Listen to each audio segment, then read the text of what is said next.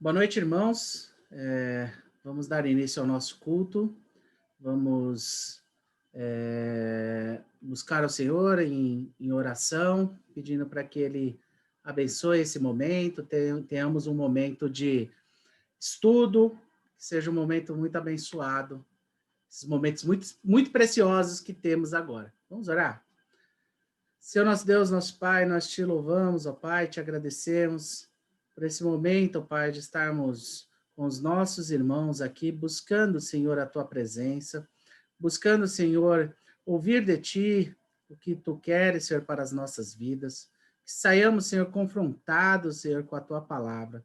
Abençoa, Senhor, a tua igreja, abençoa os que estão aqui, os que não puderam vir, tu sabes os motivos, não puderam estar presente aqui virtualmente, ó Pai. Abençoa, Senhor, a cada família. É o que nós te pedimos em nome de Jesus. Amém. Vamos cantar? Deixa eu só projetar aqui.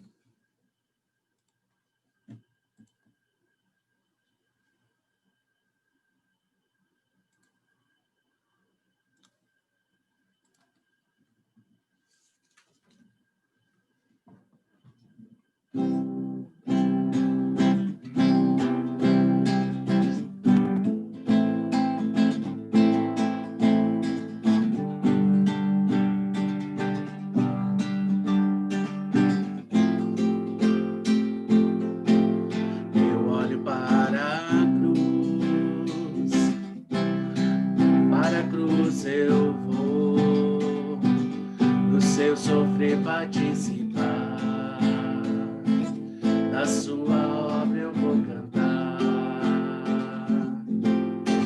Meu Salvador na cruz mostrou o amor do Pai, o justo Deus.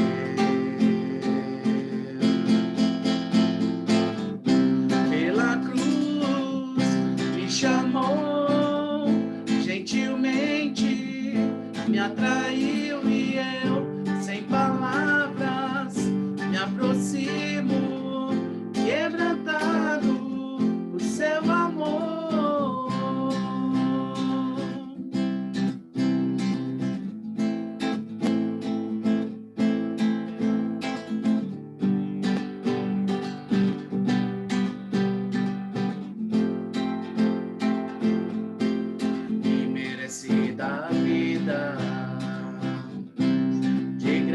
Recebi por sua cruz, da morte me livrou, trouxe minha vida. Eu estava condenado, mas agora pela cruz eu fui reconciliado.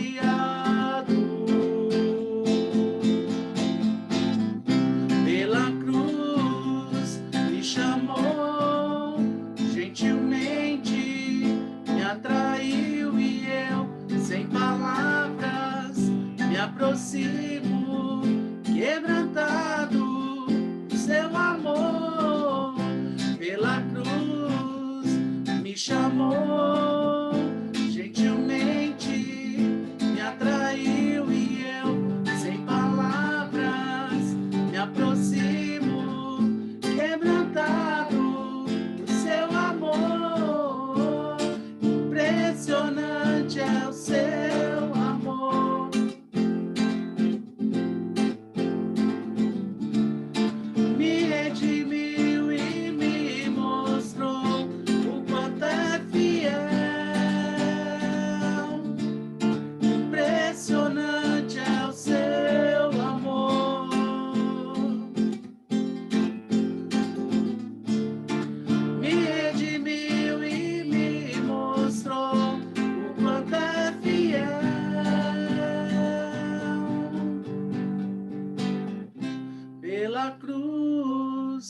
Me chamou gentilmente, me atraiu e eu, sem palavras, me aproximo, quebrantado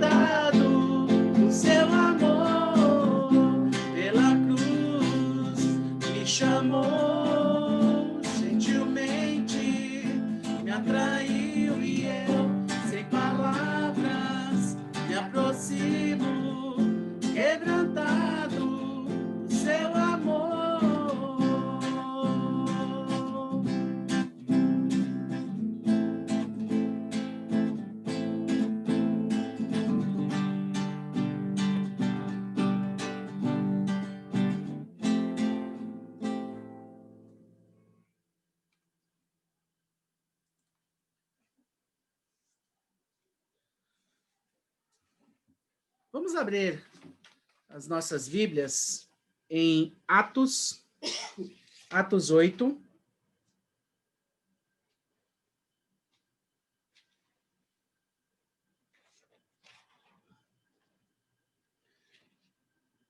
Atos, versículo 8. Nós vamos ler dos versos 1 ao 8.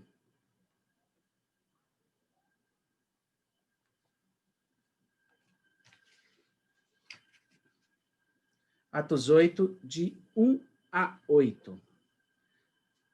Diz assim: E Saulo consentia na sua morte. Naquele dia, levantou-se grande perseguição contra a igreja em Jerusalém. E todos, exceto os apóstolos, foram dispersos pelas regiões da Judéia e Samaria. Alguns homens piedosos sepultaram Estevão e fizeram grande pranto sobre ele. Saulo, porém, assolava a igreja, entrando pelas casas, e arrastando homens e mulheres, encerrava-os no cárcere. Entre mentes os que foram dispersos, iam por toda parte pregando a palavra. Filipe, descendo à cidade de Samaria, anunciava-lhes a Cristo.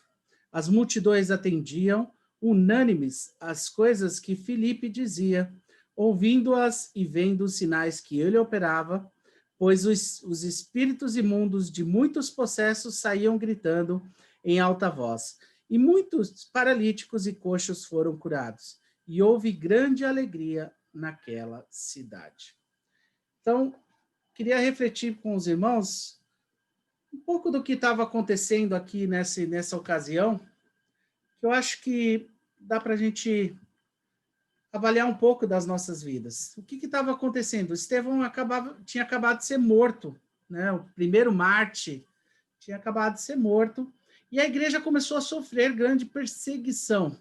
E essa perseguição acabou culminando nessa dispersão. A igreja foi dispersa, eles saíram para outras cidades, foram dispersos daquela região. Então, aquela perseguição culminou nisso. Então, talvez eles foram obrigados a abandonar casas, abandonar parentes, a abandonar amizades, né? Talvez tenham perdido até nesse caminho, nessa perseguição, tenham perdido coisas, tenham perdido parentes, tenham perdido dinheiro até, e também perderam a comunhão, né? Aquela comunhão dos irmãos, perderam no sentido que estavam todos ali, eles foram dispersos.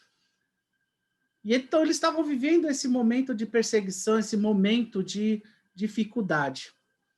Mas o versículo 4 diz que apesar de tudo isso, apesar dessa grande perseguição, apesar desse problema absurdo que eles estavam passando, o que diz no versículo 4 que eles estavam fazendo? No versículo 4 diz: Entre mentes, os que foram dispersos iam por toda parte pregando a palavra. Vejam só, eles foram dispersos, eles estavam sofrendo perseguição, e qual foi a reação deles? Pregar a palavra. Então, eles estavam em meio a toda essa turbulência e a motivação os fez pregar a palavra. E hoje, o que está acontecendo?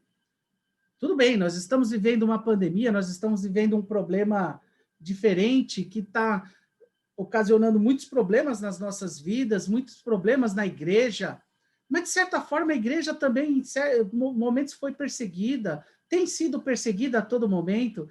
A gente não tem uma perseguição explícita, como nos países, né, que alguns países por aí, né, da China, principalmente Coreia, esses países que têm uma perseguição até mais explícita. Mas nós sofremos perseguições.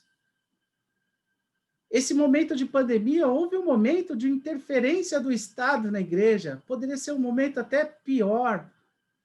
Então, a gente sofre momentos de perseguição. E nesse momento de perseguição, o que algumas atitudes têm acontecido? Algumas atitudes. Muitos, ao invés de sair proclamando o evangelho, de usar esse momento para pregar o evangelho, estão se escondendo. Nós não podemos nos esconder. Nós não podemos ficar lá no nosso canto, escondidinho, falando, não, aqui eu tô tranquilo, e aí agora eu cesso de pregar a palavra. O fato de estarmos na nossa casa, isso não quer dizer que a gente não deva pregar o evangelho. Podemos usar as mídias sociais, ao invés de usar ela por um jeito muito ruim, podemos usar ela de um modo muito melhor. Pregadores têm usado isso também de forma muito eficaz, pregando o evangelho. Mas muitas pessoas acabaram se acovardando, acabaram com medo de retaliação. E eu queria só refletir aqui com os irmãos que a nossa postura deve ser a mesma postura que esses crentes que foram dispersos. No meio da tribulação, no meio dos problemas, temos que continuar a pregar o evangelho. Temos que continuar a falar do amor de Deus. Temos que continuar a mostrar Cristo nas nossas vidas. E o resultado disso está lá no versículo 8. Olha o que aconteceu lá, último versículo. E houve grande alegria naquela cidade. Onde o evangelho é pregado, há alegria. A alegria reina. A alegria reina. Então, ao invés de ficarmos amedrontados, escondidos, com medo de retaliação, usemos os momentos de perseguição para proclamarmos a Cristo, porque é certo que quando Cristo é proclamado, a alegria reina. Que Deus nos abençoe. Irmãos, vamos orar pela nossa igreja? Eu quero pedir para o Abisai. Abisai, você pode orar pela nossa igreja? Pela liderança, pelas famílias, e nesse sentido do que nós falamos, né, que esse momento não seja um momento de acovardamento, mas um momento de avivamento, de entusiasmos para que preguemos a palavra do Senhor. Pai querido, Pai amado, nós te agradecemos, Senhor, porque nós podemos estar Senhor, na tua presença, através, Senhor, dessa reunião, podendo estar em comunhão com os nossos irmãos. Muito obrigado, Senhor, por esse momento. Nós agradecemos porque o Senhor tem abençoado a tua igreja aqui em Peruíbe. Muito obrigado, Senhor, por toda a liderança da Igreja Presbiteriana de Peruíbe. Senhor, nós agradecemos a vida do conselho, através do pastor, dos presbíteros, ó Pai. Que o Senhor continue consagrando cada dia mais, Senhor, a vida deles, que eles possam, Senhor, sempre estar de braços, de mangas arregaçadas, Senhor, fazendo a tua obra, Senhor, e que essa igreja, Senhor, seja muito grande aqui nessa cidade, levando, Senhor, a tua palavra através dos membros dessa igreja, Pai. Muito obrigado, Senhor, pela junta diaconal, que o Senhor possa estar abençoando os diáconos, dando a eles, Senhor, disposição para o teu trabalho, ânimo, Senhor, que eles possam estar trabalhando, Senhor, com muito amor. Abençoe cada líder de departamento, Senhor.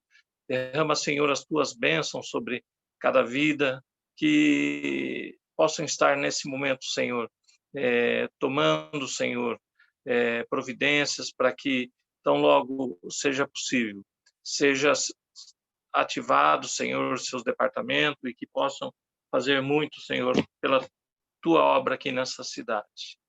Que o teu povo, Senhor, possa estar, Senhor, animado em trabalhar para ti e que esses momentos de pandemia, que tanto desespero muitas vezes causa para as pessoas, não seja motivo, Senhor, de afastar da tua casa e de afastar, Senhor, de pregar o teu evangelho. Que cada um de nós, Senhor, possamos estar pregando a tua palavra, aproveitando, Senhor, todos aqueles que estão à nossa volta e testemunhando, Senhor, que nós temos um Deus que é sobre todos e sobre tudo, Pai. Muito obrigado, Senhor, por este momento, por esta reunião. Abençoe, Senhor, o restante desse trabalho, a mensagem que será trazida, o estudo que será trazido, que seja para crescimento das nossas vidas. Em nome de Jesus é que oramos. Amém. Pastor?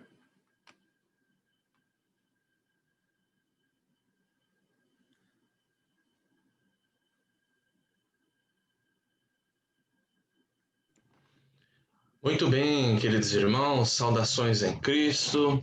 Estamos aqui mais uma quarta-feira. Louvado seja o Senhor por isso, né? Hoje, dia 14 de outubro, estamos aqui em mais um estudo bíblico.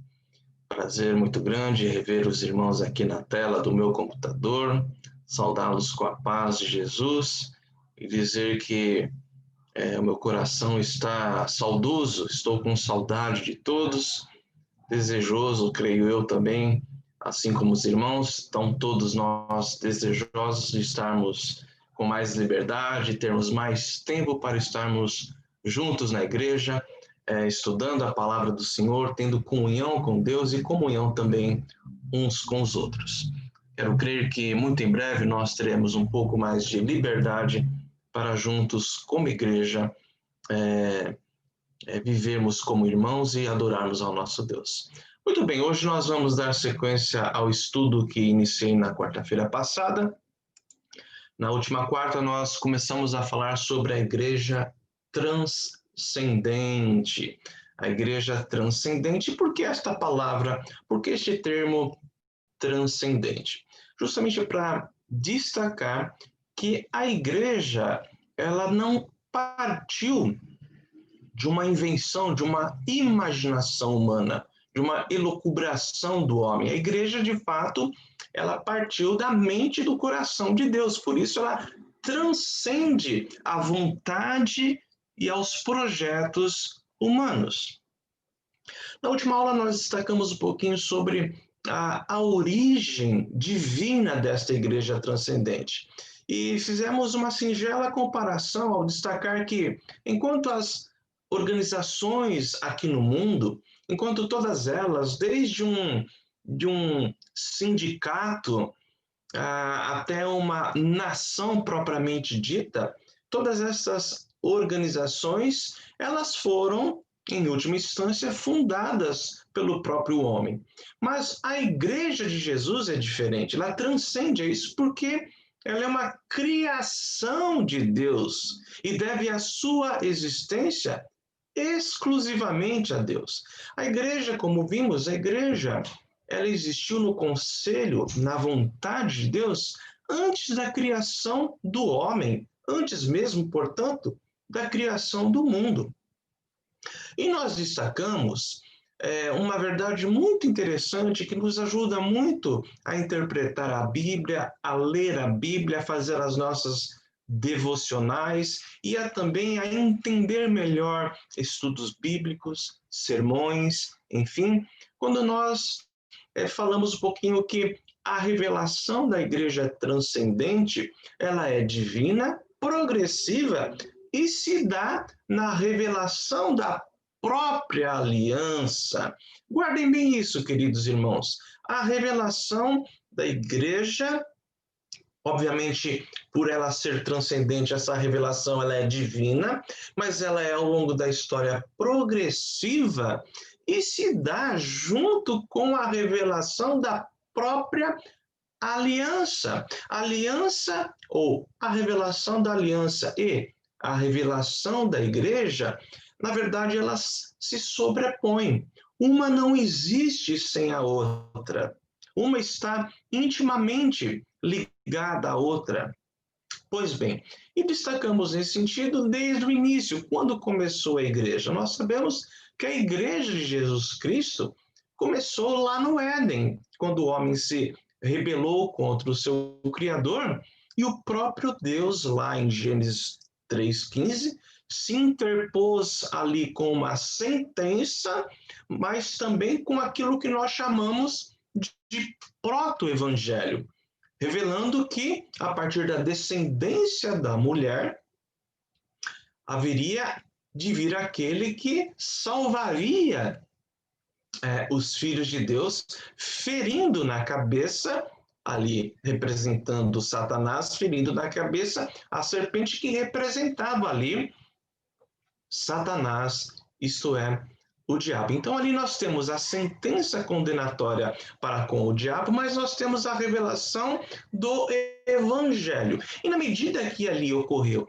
a revelação do evangelho, dali para frente fica clara a presença de Cristo, ou melhor, da igreja de Cristo Jesus, desde o Éden, porque teve ali de uma maneira muito categórica a colocação de duas linhagens, a linhagem, a descendência dos filhos do maligno, representada ali essa descendência pela serpente, os seus descendentes, e a descendência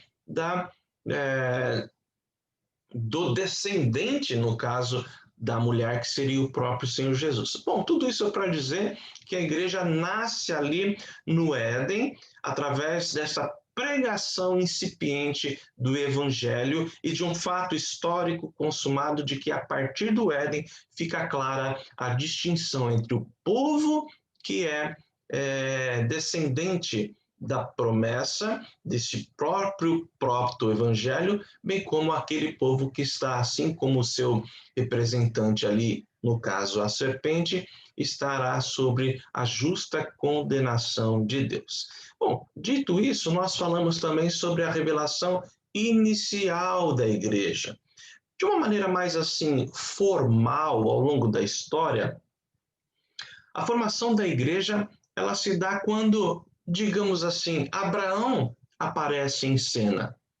E por que eu digo isso? Porque Deus estabeleceu o pacto da graça com Abraão e com a sua semente depois dele. Isso está registrado lá em Gênesis 17:7, quando o Senhor disse a Abraão: estabelecerei a minha aliança entre mim e ti e a tua descendência no decurso das suas gerações, aliança perpétua para ser o teu Deus e o Deus da tua descendência. Reparem, a partir então de Abraão, a organização, digamos assim, mais formal da igreja ganha cores vivas. E a igreja aqui, ela se funde, ela se mistura, tanto a história da igreja como a história da aliança se fundem aqui na pessoa de Abraão de uma maneira mais clara. Por quê? Porque dali em diante, a família patriarcal, na verdade, ela é a igreja de Cristo. Isaías, Davi e, evidentemente, Abraão, Isaac e Jacó, todos esses, lá do Antigo Testamento, foram, de fato, membros do único corpo de Cristo, a única igreja, a igreja do Senhor Jesus. Só que, ao longo da história, tanto a revelação da aliança como a revelação da igreja, ela vai se dando, essas revelações vão acontecendo de uma maneira progressiva, até chegar àquilo que nós falamos de revelação universal e final da igreja. Final, porque a partir de Cristo, a partir da inclusão dos gentios, agora na nova dispensação, não há mais uma revelação acerca da igreja a ser trazida por palavra apostólica ou por palavra profética. Não, nós já temos o ápice da revelação do que vem a ser a igreja de Cristo Jesus, desde o Éden até os nossos dias. Então, a aliança, ela é consumada em Cristo. E o que acontece? Acontece que a igreja cristã se torna explícita e universal quando a aliança é consumada em Cristo. Qual que é o saldo disso? Qual que é a implicação histórica, bíblica ou bíblico-teológica disso? Acontece então que os da fé, os crentes, né, os membros da igreja invisível, tanto judeus como gentios, os crentes, os da fé, são todos esses, gentios, judeus, importa, os da fé, são filhos de Abraão e não os descendentes biológicos. Acontece também que a revelação da justificação pela fé se dá no Evangelho. E isso aconteceu desde quando? É matéria nova na nova dispensação, na igreja neotestamentária, testamentária, isso é matéria nova? Não, isso aconteceu com Abraão.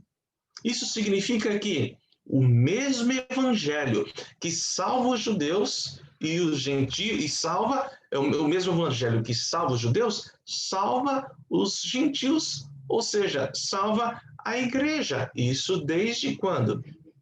Desde do evangelho que foi anunciado a Abraão. Então, os crentes judeus e gentios de hoje são abençoados com o crente Abraão. A bênção de Abraão, ela só é possível, reparem aqui, a bênção de Abraão só é possível aos crentes por causa do quê? Por causa da cruz, senão ela não é possível. Mas observem o detalhe aqui. Os judeus, incluindo o próprio Abraão, que era judeu, os judeus receberão a promessa por causa do quê? Da cruz de Cristo. E por isso que Abraão ainda não recebeu a totalidade da promessa. Nem nós, porque a totalidade se dará na volta do Senhor Jesus. Mas tudo isso só é possível por causa da cruz de Cristo Jesus. Então, em Cristo, os gentios se tornaram descendentes de Abraão e, portanto, herdeiro, no caso os gentios herdeiros, da mesma promessa que fora feita a quem? A Abraão. Nem os gentios desfrutaram totalmente desta promessa e também nem Abraão desfrutou totalmente dessa promessa. Aguardamos. Mas em Cristo, quer judeus, quer gentios, ou seja, a igreja, todos esses, judeus e gentios, são herdeiros da mesma promessa. Então, qual que é a moral da história, digamos assim, né? Até aqui? É destacar que a igreja ela é transcendente porque a sua história se funde com a história da aliança e tem a sua origem, a igreja tem a sua origem no próprio Deus que governa a história e progressivamente vai desenvolvendo a sua aliança e desenvolvendo o povo da aliança, que é justamente quem? A igreja. E isso não é matéria nova agora no Novo Testamento. É desde lá do início, do Éden, depois, no segundo estágio, um caráter mais formal, ali na aliança com Abraão, tá? E posteriormente, quando Jesus Cristo, então, ele vem consumar a aliança e trazer esse caráter universal, tanto a aliança como ao povo da aliança. Observe uma coisa, não tem como falar em aliança sem falar sobre o povo da aliança, ou sem falar do povo da aliança. Por isso que igreja e aliança andam de mãos dadas. A aliança é o pacto. A igreja é a comunidade do pacto. E tudo isso transcende ao projeto humano, à elucubração humana, ao design humano, à inteligência humana, mas o Senhor, com soberania régia, vem desenvolvendo e revelando a sua aliança e a sua igreja ao longo da história. Bom, o que eu quero destacar, onde eu quero dar aqui um enfoque na nossa aula? Quero falar um pouquinho sobre a edificação da igreja ali no Novo Testamento. Eu não vou adentrar tanto aqui a querela, a argumentação romanista, daquela expressão ali sobre Pedro ser a pedra, como é que é esse negócio, existe sucessão apostólica, sucessão de Pedro, como defende a Igreja Católica. Vejam só, a matéria, o objetivo, o ponto central da nossa exposição não é esse, mas perpassa por essa questão quando a gente pensa um pouquinho aqui acerca da edificação da igreja no Novo Testamento. Como que ela começou, como que ela deu início. Vejam só, quando Pedro confessou que Jesus era o Cristo, o Filho do Deus vivo, o que Jesus respondeu para Pedro? Está lá em Mateus 16, 18. Qual foi a resposta do Senhor Jesus a Pedro? Jesus disse assim: e eu também te digo, tu és Pedro, e sobre esta pedra edificarei a minha igreja. O que está acontecendo ali? Cristo se referiu especificamente à igreja, quando ele diz edificarei a minha igreja, ele está se referindo à igreja no sentido neotestamentário. O Filho de Deus declarou ser ele mesmo, nós não podemos perder isso de vista, declarou ele mesmo ser o fundador da igreja. Por isso ele dizer a Pedro: edificarei a minha igreja e eu sou aquele que a edificará. Mas o fato, meus irmãos, que a igreja cristã, a igreja neotestamentária, ela tem um indício muito claro na história, muito relevante, mas muito também ressaltado na história da revelação bíblica por causa de Pentecostes. Por quê? Primeiro, em Pentecostes, Cristo edificou a igreja nesse sentido neotestamentário a partir do quê? A partir da intervenção sobrenatural e miraculosa do Espírito Santo. Então, reparem, a igreja, no sentido neotestamentário, tem seu início ali através de uma intervenção sobrenatural e miraculosa do Espírito Santo. Vale lembrar aqui dos atos miraculosos que envolveram justamente o derramamento do Espírito Santo, lá em Atos 2. Vou pôr na tela aqui só para compartilhar o versículo com vocês, para vocês observarem os atos miraculosos que formaram aqui, ou marcaram a formação da igreja nesse sentido neotestamentário. Diz lá, olha só, vamos, Atos 2, 1 a 4. Ao cumprir-se o dia de Pentecostes, estavam todos reunidos no mesmo lugar. De repente, veio do céu um som, como de um vento impetuoso, e encheu toda a casa onde estavam assentados. E apareceram distribuídas entre eles línguas como de fogo, e pousou uma sobre cada um deles. Todos ficaram cheios do Espírito Santo e passaram a falar em outras línguas, segundo o Espírito lhes concedia que falassem. O que marca aqui? Aqui, na verdade, o que deve ser destacado? Exatamente este aspecto de uma origem, digamos assim, de atos miraculosos que envolveram o derramamento do Espírito Santo logo na formação neotestamentária da igreja. Mas o que nós devemos observar também em Pentecostes, ou a partir de Pentecostes? Nós também temos que nos ater que Cristo também edificou a igreja, não a partir de atos miraculosos do Espírito Santo apenas, mas Cristo também edificou a igreja, nesse sentido neotestamentário, a partir do ministério de Pedro. E aqui começa a fazer sentido o que Jesus disse a Pedro: eu também te digo, tu és Pedro, e sobre esta pedra edificarei minha igreja. O que Jesus estava dizendo ali a Pedro?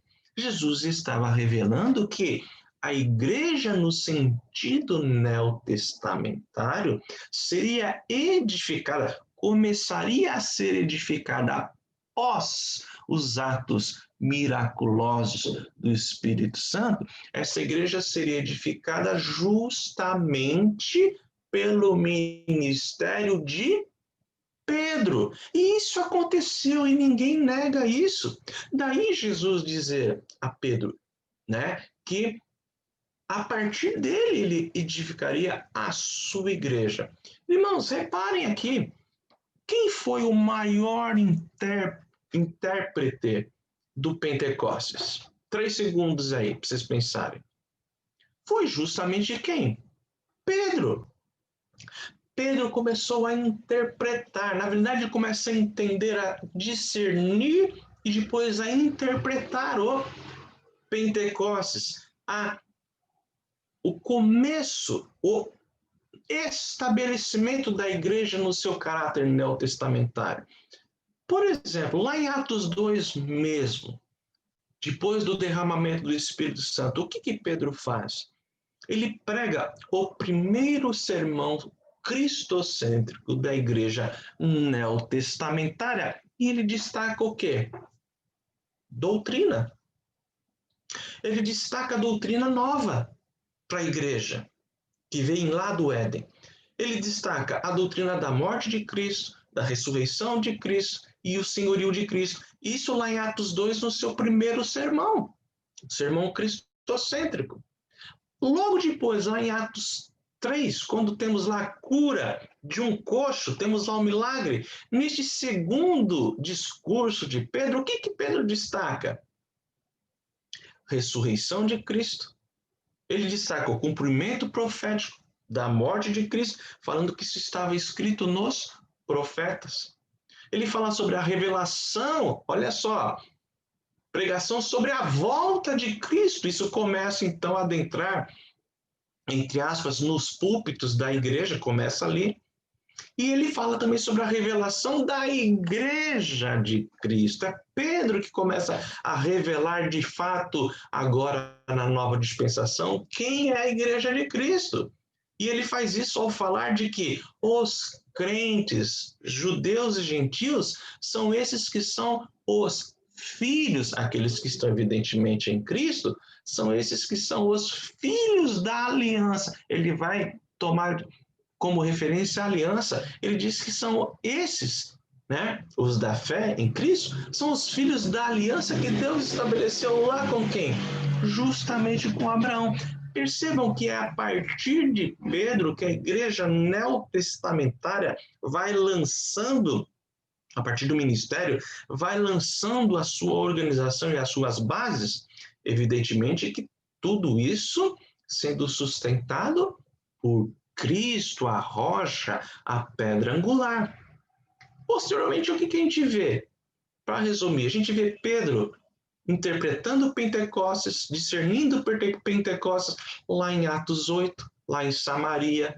Depois a gente vê Pedro de novo lá em Atos 10, lá em Cesareia. Você percebe o ministério de Pedro, a partir desse ministério petrino, como a gente diz, a igreja sendo organizada.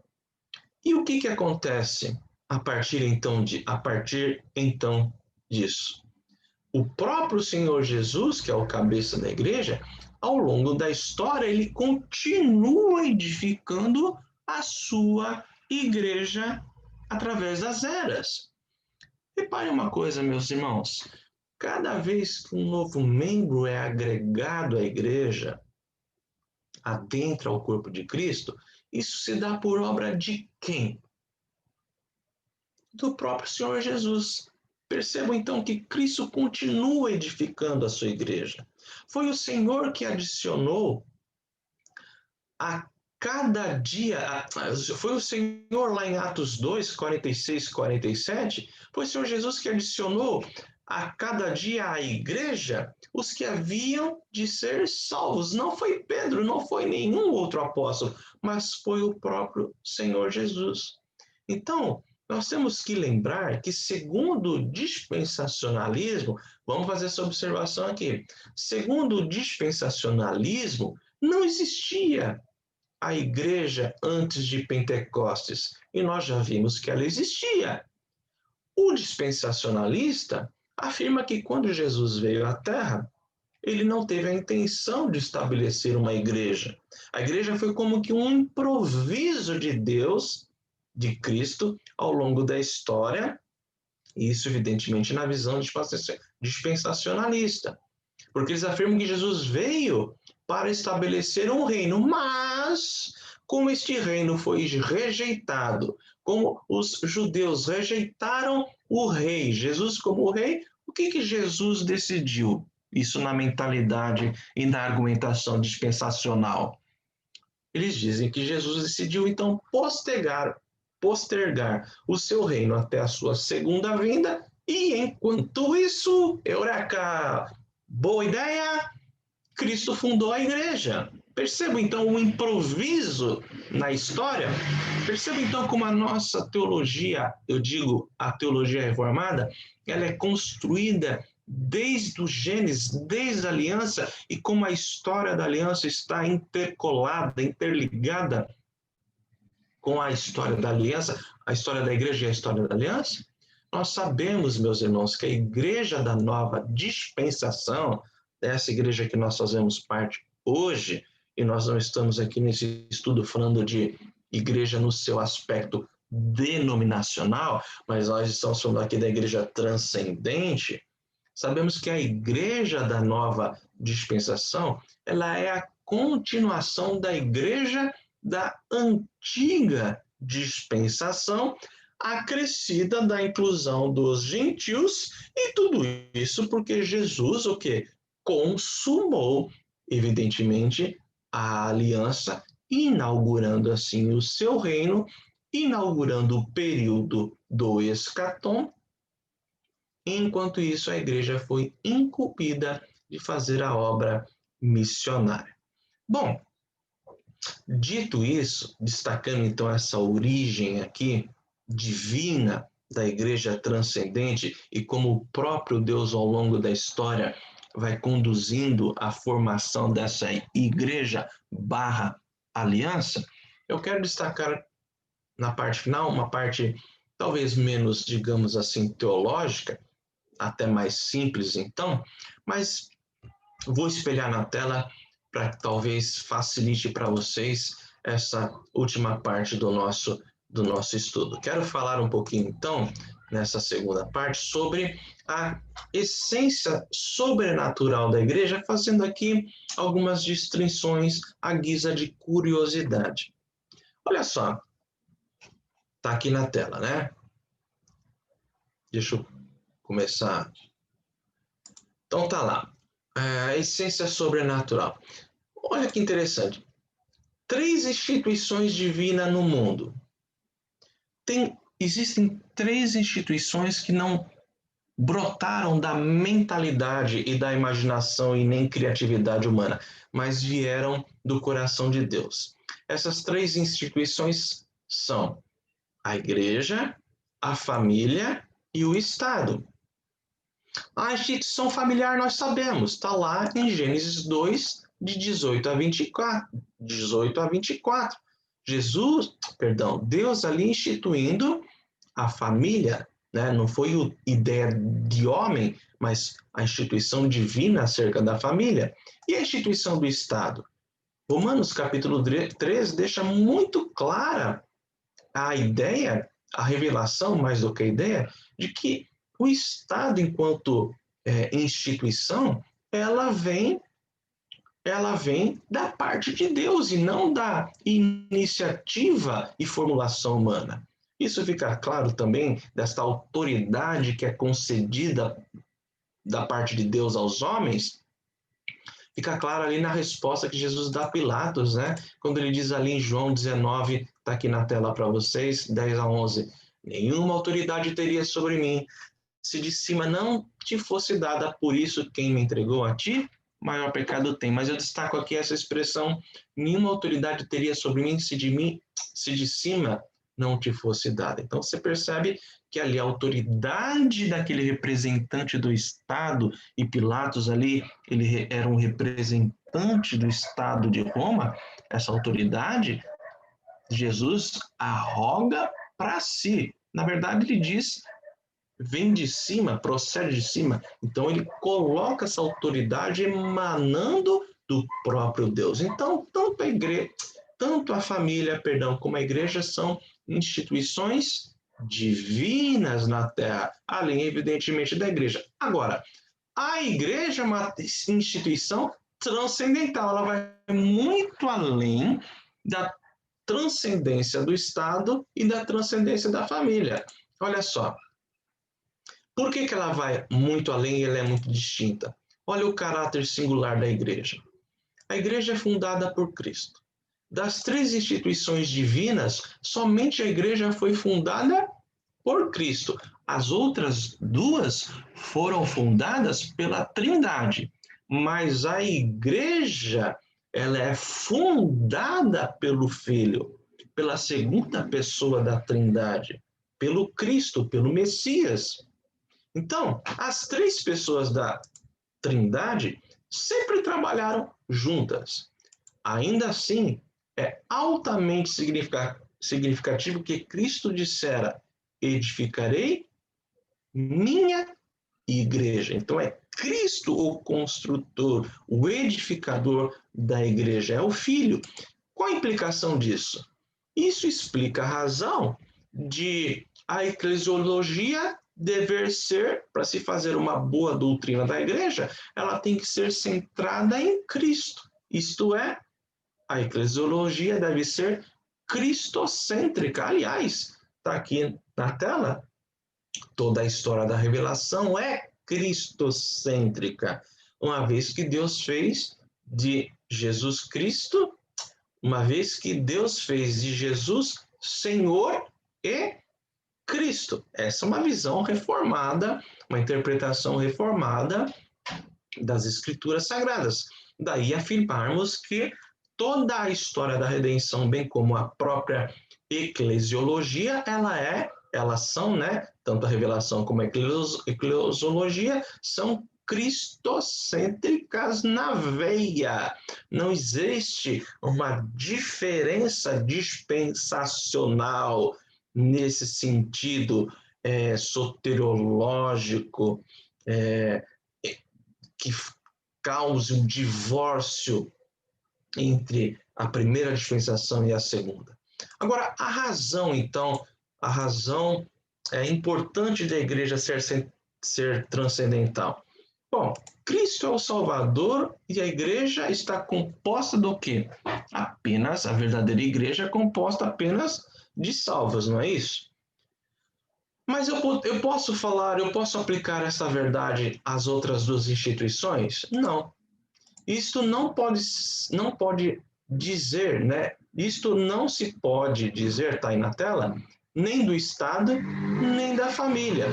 A família e o Estado pertencem ao reino natural. São instituições divinas, mas pertencem ao reino natural. Pessoas não regeneradas podem formar uma família, evidentemente, e de fato formam, de fato fazem. Agora, e quanto à igreja? Somente aqueles que nascem do Espírito Santo e receberam a Cristo como seu Salvador e Senhor são membros da igreja transcendente. Daí Jesus dizer a Nicodemos: em verdade te digo, quem não nascer da água e do Espírito não pode entrar no reino. Quem que é a comunidade do reino? É a igreja. Então, quem não nasce da água e do Espírito não pode entrar no reino de Deus. O que é nascido da carne é carne, o que é nascido do Espírito é Espírito. Os não regenerados, né, que podem estar na lista da igreja visível, pode ter lá os seus nomes no rol de membros, né? Os não regenerados não são da igreja transcendente, apesar de estarem ali arrolados na igreja visível. Então eu termino dizendo que a igreja transcendente ela é santa e seus membros são santos, todos eles. E a igreja transcendente ela é o quê?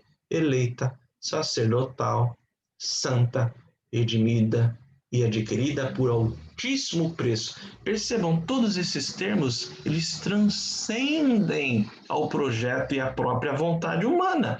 Eleição, sacerdócio, santidade, redenção, preço pago, como diz lá o apóstolo Pedro na sua primeira carta, capítulo 2, vós, porém, sois raça eleita, sacerdócio real, nação santa, povo de propriedade exclusiva de Deus. Está falando de quem aqui? Da igreja, a fim de proclamardes as virtudes daquele que vos chamou das trevas para a sua maravilhosa luz. Irmãos, o que eu tinha na aula de hoje é isso. Eu gostaria então apenas de dar aqui o desfecho, concluindo a primeira parte dada na aula passada e na aula de hoje, fazendo, na verdade, alguns destaques finais. Primeiro, que a igreja, ou a criação da igreja, sempre foi propósito de Deus. Segundo, a igreja é propriedade de Cristo. É Ele quem edifica a igreja e vem edificando, tá? E vem edificando. Terceiro, somente a igreja é seu corpo, a plenitude daquele que cumpre tudo em todos, como diz Paulo aos Efésios lá no seu primeiro capítulo, a partir do versículo 22. Quarto ponto aqui, a eclesiologia boa deve ser o quê? Cristocêntrica. E isso deve ser visto através de que paralelo sobreposto? Justamente através do paralelo da revelação da aliança com a revelação da igreja. Quinto, não há outra instituição no mundo, em todo o mundo, comparável à igreja de Cristo. Não há. A glória do maior e mais poderoso império de todas as eras da história é como nada em comparação com a glória da Igreja de Cristo, porque ela é uma igreja que transcende a força, transcende a ação, transcende ao poder humano. Ser cristão, portanto, irmãos, é pertencer, sim, à mais rica e mais nobre organização na face da Terra. Organização essa que transcende a própria Terra, transcende a própria história, vem de Deus. Então nós devemos ser, evidentemente, o quê? Gratos. Gratos ao Senhor por pertencermos à sua gloriosa igreja. Espero que esse estudo tenha sido de bom proveito para que nós possamos alinhar um pouco mais o nosso entendimento e, de fato, crescer nessa revelação da igreja, na revelação da aliança, entendendo que a igreja transcende a própria história e vontade humana. Até porque o Senhor nosso Deus, ele é soberano, o Senhor da história. Que Deus nos abençoe, que Deus possa fazer com que esse entendimento fique latente no nosso coração. Vamos orar? Senhor, ajuda-nos a compreender cada dia mais a Tua vontade, a Tua revelação. Dá-nos sempre uma mente, ó Deus, aguçada, interessada, sedenta, um coração, ó Deus, voltado a Ti, para que possamos conhecer um pouco mais a Tua revelação e crescermos enquanto igreja. Crescermos, ó Deus, não apenas no entendimento, mas na gratidão, ó Deus, de saber que somos, desde os Teus decretos eternos, fomos escritos no Teu livro, no livro da vida, e fomos chamados com santa vocação para sermos igreja de Jesus Cristo, igreja gloriosa aqui na terra, essa igreja que tem origem no Teu próprio coração, ó Deus, e que esta revelação maravilhosa vem pelo Teu Santo Espírito ao falar através das Escrituras ao nosso coração. Louvado seja o Teu nome, nós oramos, em o nome de Jesus. Amém. Queridos, Deus abençoe, um abração a todos, até o próximo estudo.